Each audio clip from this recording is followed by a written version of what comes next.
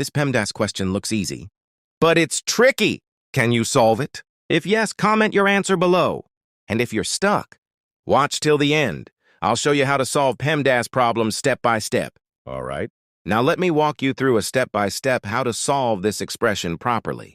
To solve this question, we must follow the PEMDAS. In this rule, P stands for parentheses, E stands for exponent, M stands for multiplication, D stands for division, A stands for addition, and S stands for subtraction.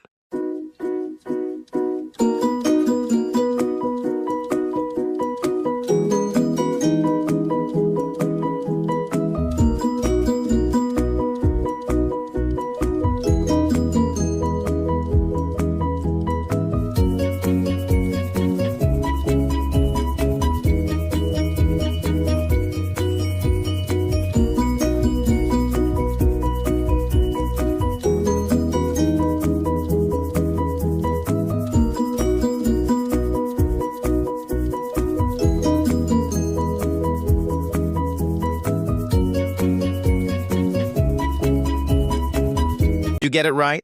Comment below.